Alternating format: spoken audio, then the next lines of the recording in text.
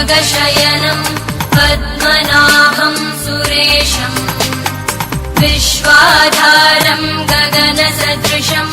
मेघवर्णं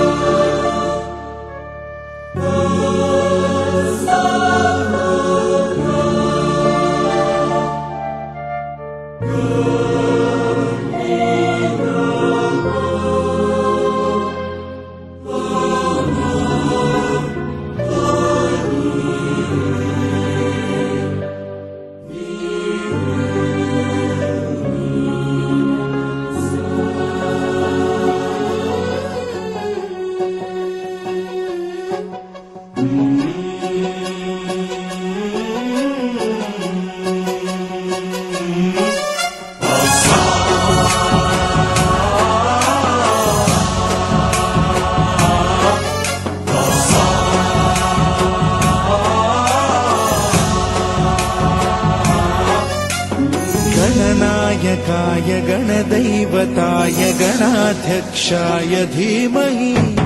गुणशरीराय गुणमण्डिताय गुणेशानाय धीमहि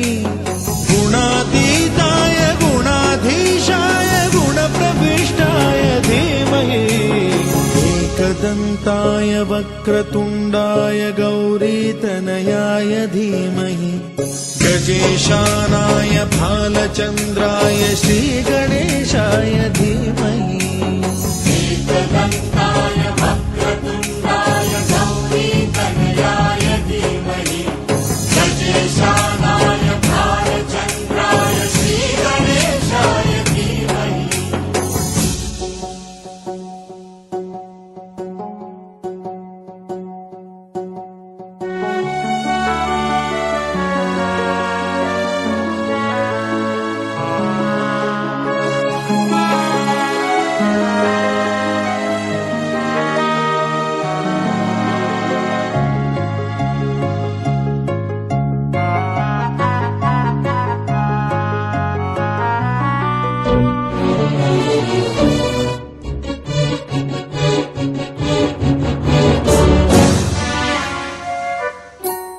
गानचतुराय गानप्राणाय गानान्तरात्मने गानोत्सुकाय गानमत्ताय गानोत्सुकमनसे गुरुपूजिताय गुरुदैवताय गुरुकुलस्थायिने गुरुविक्रमाय गुह्यप्रवराय गुरवे गुणगुरवे गुरुदैत्यकलक्षेत्रे गुरुधर्मसदाराध्याय गुरुपुत्रपरित्रात्रे गुरुपाखण्डखण्डकाय